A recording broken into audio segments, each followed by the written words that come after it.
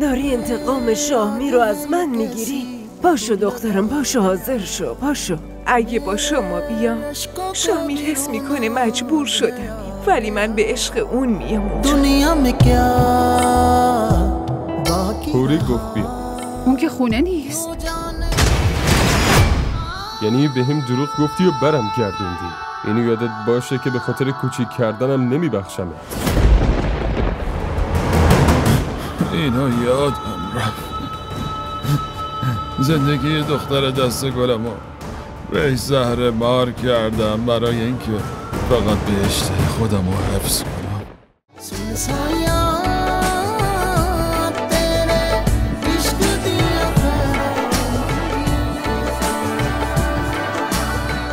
مادر جان، به نظرم باید برای اینکه برای بچه ها تصمیم بگیریم یکم بیشتر وقت بذاریم.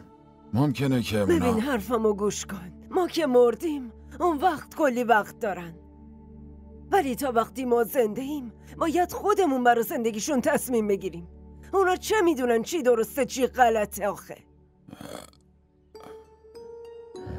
هوریو صدا کن، خودم باهاش حرف میزنم. شهلا رفته بیارتش، داره میاد. هوری نیومد؟ نه مادر جان، اون باشه آقا، عروس غلام رسوله، بایدم انقدر ناز کنه، اشکالی نداره. من خودم میرم و باهاش صحبت میکنم. بریم.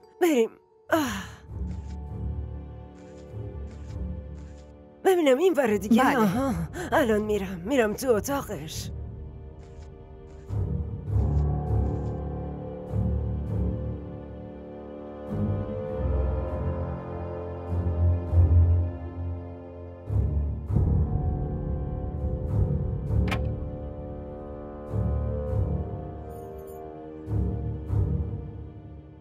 سلام مادر جان. علیک سلام دخترم. چی شده هوری؟ داری انتقام شاهمی رو از من میگیری؟ برای همین نیومدی ببینیم؟ نه مادر جان، میدونی از بس با اون زندگی کردی داری این خودش نادون میشی، ولی خوبه زن هر چقدر زودتر شبیه شوهرش بشه زودترم بهش وابسته میشه. اونم درست میشه دخترم، یه ذره طول میکشه ولی خوب میشه، نگران نباش. حالا منو نگاه کن، میدونی چیه؟ من هم سن تو بودم که پدر بزرگت اومد و من عروس شدم. پدر بزرگتم خیلی جوون بود و چهارشونه، عین شاه میرم، جدی و مغرور. بعدش میدونی شب اول به من چی گفت؟ تو عروس ننه جون شدی و اومدی، وگرنه تو دل من هیچ جایی نداری. بعدش چی؟ منم بهش گفتم خیلی خوب، منم میرم تو اتاق ننه جون میمونم. 13 سال نتونستم خودمو توی دلش جا کنم. 100 بار منو آورد و گذاشت خونه بابام و رفت. منم یه چند روز اونجا بودم و بعد دوباره برمیگشتم خونش. دعوام میکرد، منو کتکم میزد، حتی منو ول میکرد و میرفت پیش یکی دیگه.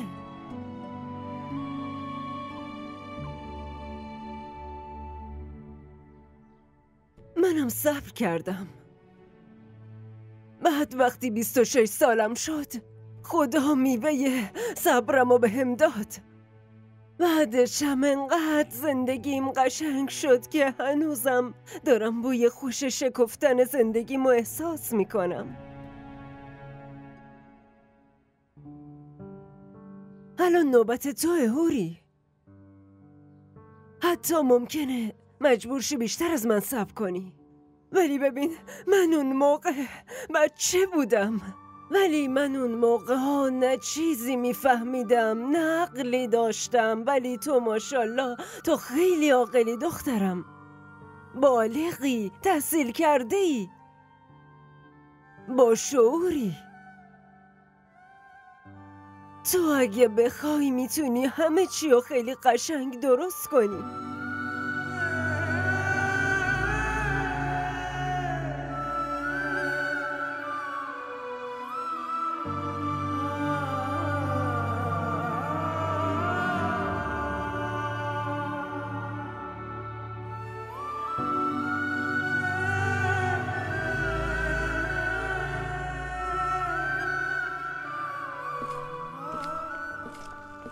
آقا اون پسره اومده دم در. جمال.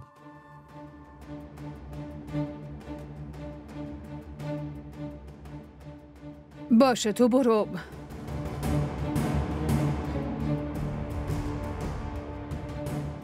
مادر جانو بیار همینجا بشونش.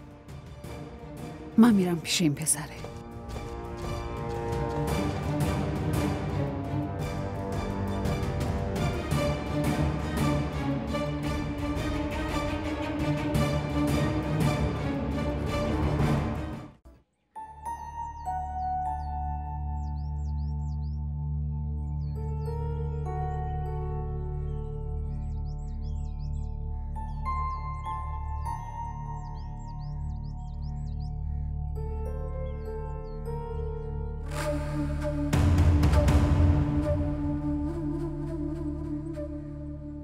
جمال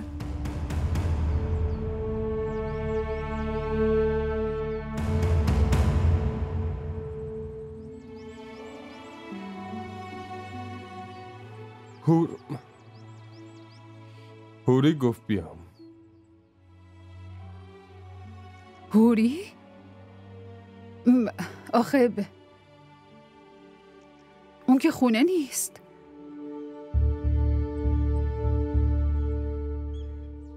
باشه حالا فعلا تو برو، خودم به هوری میگم. من بهش میگم. خب ولی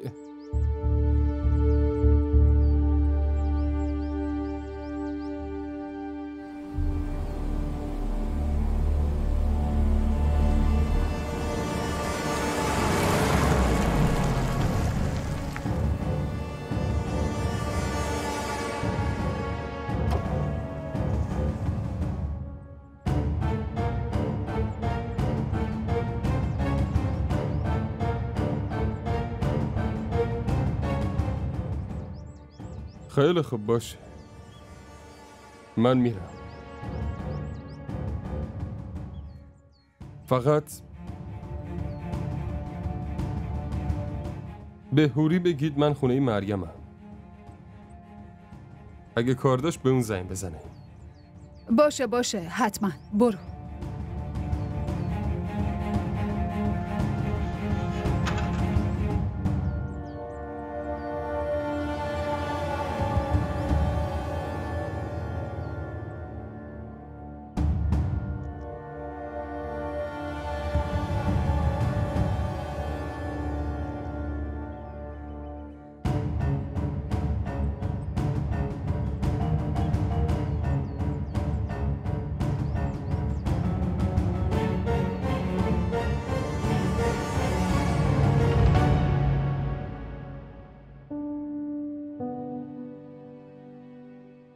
ببینم دلت آروم شد ها؟ پاشو دخترم، پاشو، حاضر شو، پاشو. چرا اینطوری نگاه میکنی؟ قیصر بیرون منتظرمونه. راستشون به خاطر رفتار شاهمیر از شفیع خجالت میکشه، برا همین نیومد تو. یه ذره بیشتر بمونه عصبی میشه. تو که میدونی اخلاقشو، با منم دعوا میکنه. ولی مادر جان من ببین نمیخوام نبشنوم. همین. من نمیارم. فقط یکم وقت میخوام. چرا؟ برای چی؟ که مثل شما بشم. واه. مادر جون، بهتون قول میدم من حتما میام، ولی نه با شما تنها. اگه با شما بیام شامیر حس میکنه مجبور شدم بیام، ولی من به عشق اون میام اونجا.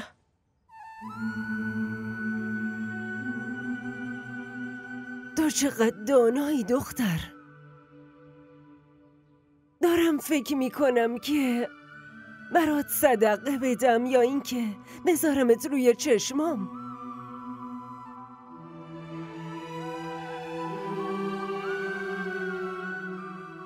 فقط هیچ وقت از دستم ناراحت نشید.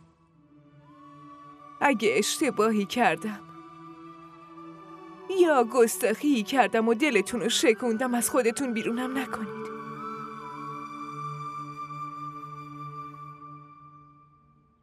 منو فقط یه آدم نفهم تصور کنید و بذارید بازم خدمتتون رو بکنم. خدای من، تو تاج سر منی دختر.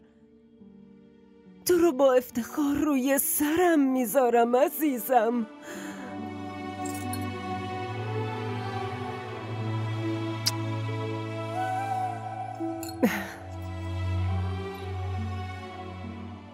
منتظرت میمونم عزیزم.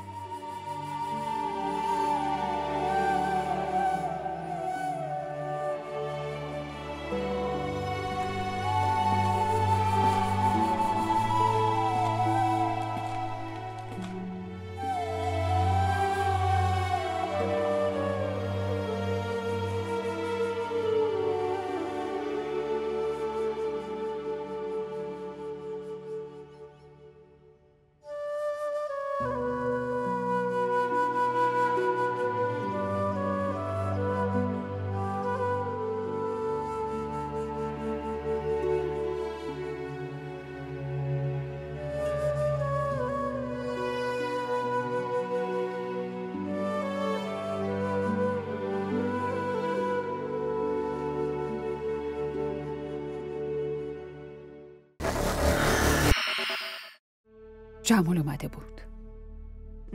کی؟ وقتی مادر جان تو اتاق داشت با حرف میزد. من گفتم برگرده. مامان چرا بهش گفتی آخه برگردی؟ خب میخواستی بیرون تو کوچه نگهش دارم؟ مامان خونه به این بزرگی یه جا میبردیش دیگه. اما ببین هوری، ما الان انگار روی پل صراطیم. خب کوچکترین خطایی میتونه پرتمون کنه تو جهنم. مامان هر چی هم که باشه، شما میخوای بگو تو کی میخوای که من تو این منجلاب اینجوری دست و پا بزنم آخه مامان؟ آروم باش دختر. آروم چی دیگه؟ اون گوشیش پیشش نیست، من الان چجوری بهش زنگ بزنم؟ اون به من گفت که میره خونه مریم.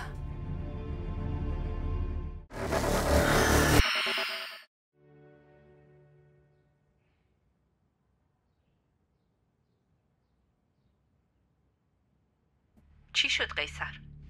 آقا شفیع چطوره؟ حرف زدین؟ کجا حرف زدم؟ خونه ای که سینمو سپر میکردم میرفتم توش، الان عین دزدا وایسادم دم درش. پسرت کاری کرده شرمنده شدم. پس مادر جان تنهایی رفت حرف بزنه؟ معلومه دیگه. میخوای من برم داخل عذرخواهی کنم؟ خب عذرخواهی کنیم مگه چیه؟ آقا شفیع عموته، مگه غریبه است که نمیخوای خودتو نشونش بدی؟ اگه غریبه بود بهتر بود. نمیخواست انقدر قایم موشک بازی کنم. نبایدم تحملشون میکردم. تحمل؟ ما چرا تحمل کنیم؟ اونا باید تحمل کنن. لجبازیمونو، خودخواهیمونو، بیرحمیمونو. برای همین این بیرون وایستادم، وگرنه تا الان دست هوری رو گرفته بودم آورده بودم بیرون. اینطوری حرف نزن. هوری به اجبار تو و مادر بزرگت شد عروس ما. مال و اموالت نیست که هر طوری دلت میخواد باهاش رفتار کنی. اولش که از دست ما، الانم که از دست شاهمیر. بایدم عصبانی شه، ناراحت بشه. والله حقم داره به خدا. ولی بی غیرتی توجیه نداره. بی غیرتی؟ هیچی، ولش کن. شما متوجه نمیشی. منظورت چیه؟ به هم بگو چی شده. من چیو متوجه نمیشم؟ بهت گفتم که هیچی. من دیگه برم، خیلی اعصابم بهم ریخته.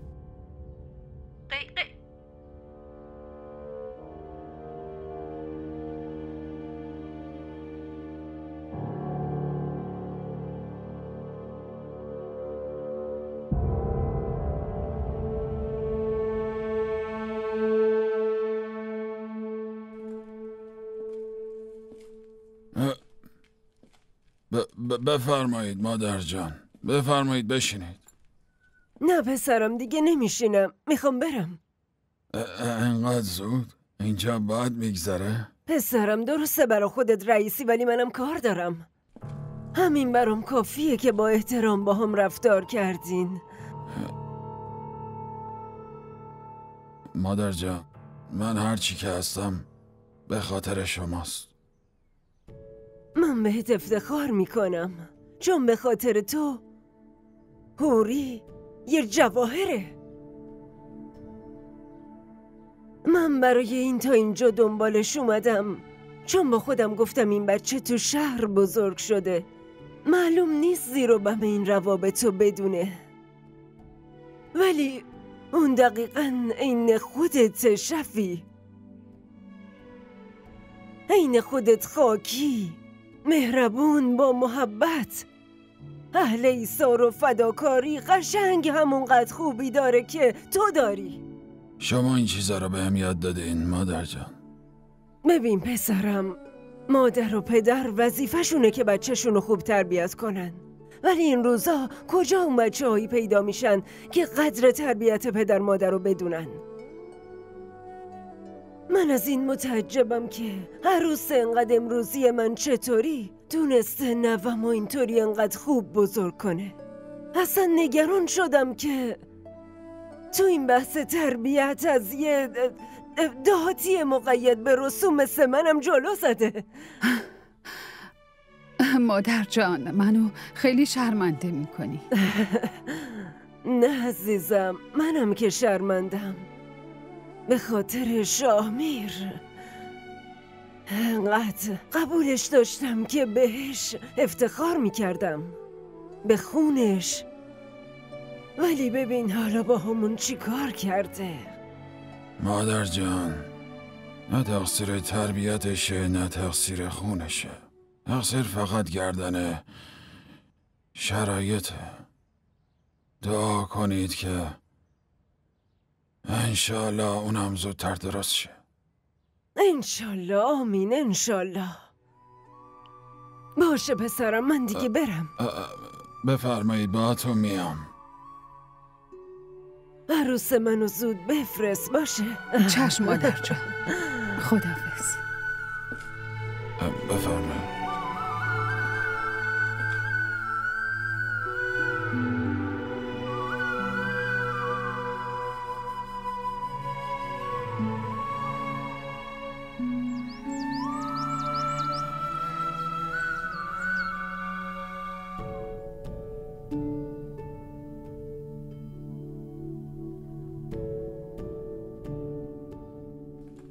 هوری، جمال اومده بود. کی؟ وقتی مادر جان تو اتاق داشت با حرف میزد. من گفتم برگرده. مامان چرا بهش گفتی آخه برگردی؟ خب میخواستی بیرون تو کوچه نگهش دارم؟ مامان خونه به این بزرگی یه جا میبردیش دیگه. اما ببین هوری، ما الان انگار روی پل صراطیم. خب کوچکترین خطایی میتونه پرتمون کنه تو جهنم. مامان هر چی هم که باشه، شما میخوای؟ بگو تا کی میخوای که من تو این منجلاب اینجوری دست و پا بزنم آخه مامان؟ آروم باش دختر. آروم چی دیگه؟ اون گوشیش پیشش نیست، من الان چجوری بهش زنگ بزنم؟ اون به من گفت که میره خونه مریم.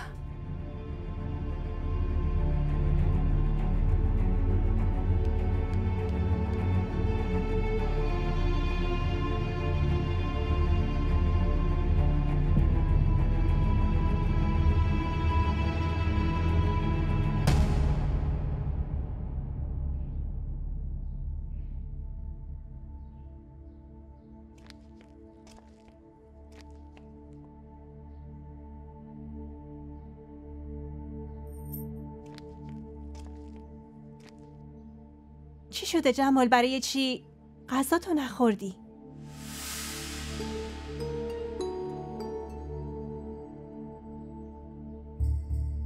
هوری واقعا گفت بیام؟ برای چی باید بهت دروغ بگم؟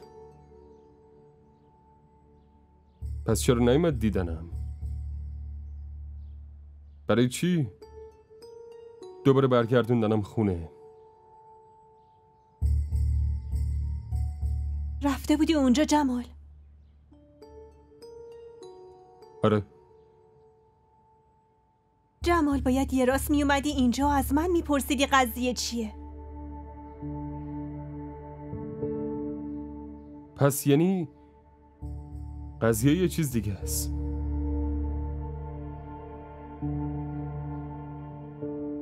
نه اونی که پشت تلفن بهم گفتی. ببین جمال، یعنی بهم دروغ گفتی و برم گردوندی. اینو یادت باشه که به خاطر کوچیک کردنم نمیبخشمت.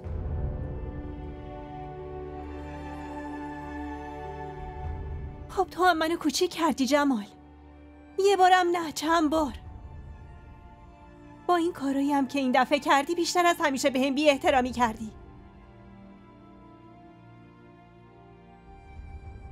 حداقل انقدر بهم اهمیت میدادی که وقتی از ایستگاه اومدی اولین نفر به من چی کار میکردم مریم؟ تو خودت گفتی هوری با هم کار داره، به من نیاز داره. اگه جای من بودی کسی که میخواستی صدات میکرد، یه راست نمیرفتی پیش خودش؟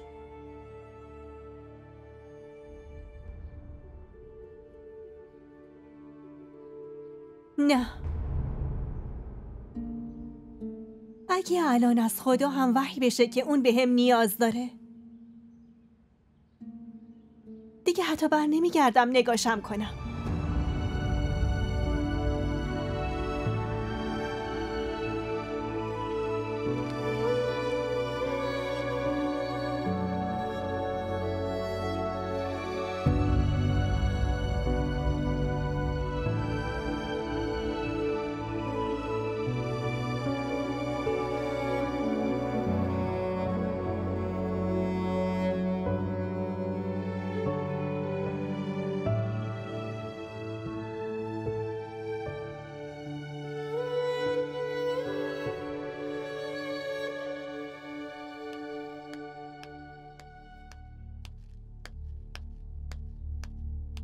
هوری،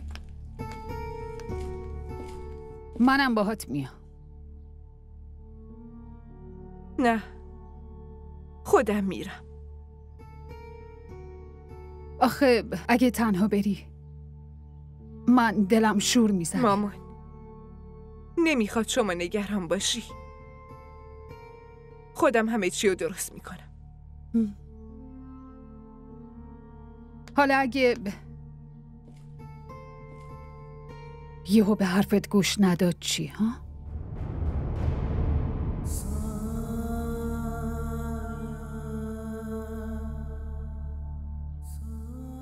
تا به امروز جمال هیچ وقت رو حرف من حرف نزده مامان.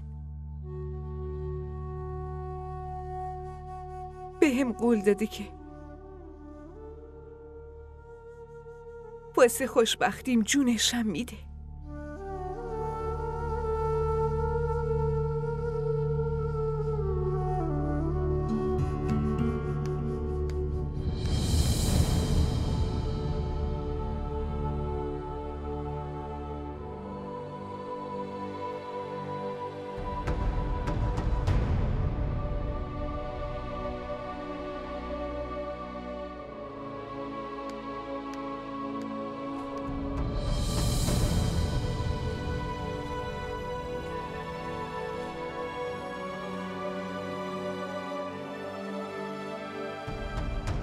شفی؟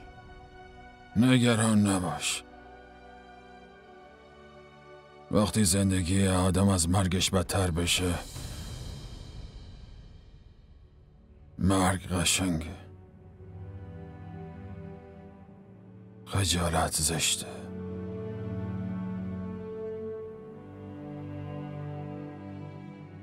حال من طوریه که خیلی شرمنده‌ام و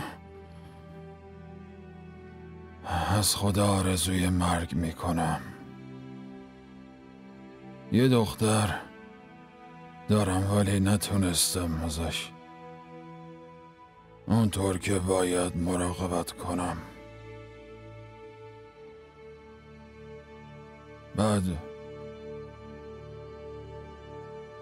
به خاطر یه احترام و آبرو و موقعیت الکی یه چاقوی تیز درست کردم و باهاشونو قربونی کردم.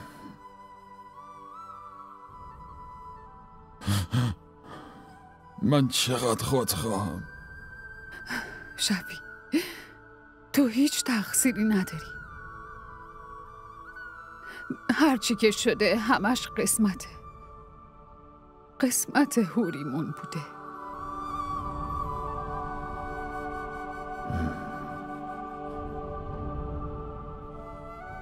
قشنگ کردن قسمت دختران وظیفه پدر و مادرشونه. منم وقتی داشتم برای زندگیش تصمیم میگرفتم اینا یادم رفت. زندگی دختر دست گلمو بهش زهر مار کردم برای اینکه فقط بهشت خودمو حفظ کنم. بس کن دیگه شفی، خواهش میکنم. لکه‌ای که به آبروش افتاده من باعثش بودم. همه زخماشو من به وجود آوردم. بس کن شفی، الانه که دلم بهتره که منم دلم میخواد زمین دهن باز کنه و منو بکشه تو خودش، که اینقدر آدم بی غیرتی هستم. دخترمو فرستادم که طلاقشو بگیره. خب مگه راه دیگه ای هم داریم؟ ما درگیر رسم و رسومات شدیم شفی. به جز پر زدن چه کاری ازمون برمیاد؟ آره درست میگی. برای اینکه باد به قبقبم بندازم افتادم دنبال رسومات، ولی اینقدر مچاله شدم و بیچاره شدم که حتی نمیتونم بچه‌مو نجات بدم. نمیتونم دیگه، نمیتونم.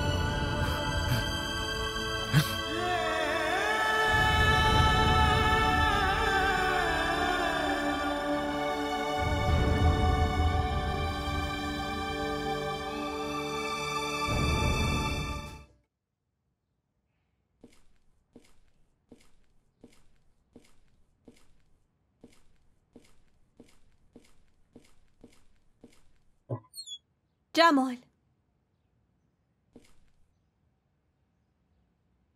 داری کجا میری؟ هوریو ببینم. ولی هوری داره میاد اینجا. میدونم ولی اینجا نه. میخوام یه جای دیگه باش حرف بزنم. چرا؟ اینجا حرف بزنی مشکلش چیه؟ مشکل من اینجا حرف زدن نیست. جلو تو نمیتونم حرف بزنم.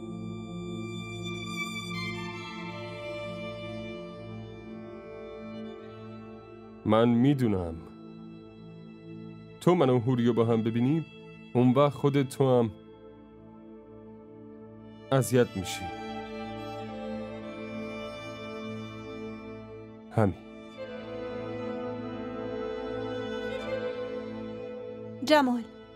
جمال خب من اتفاقا داشتم میرفتم بیرون که یکم خرید کنم.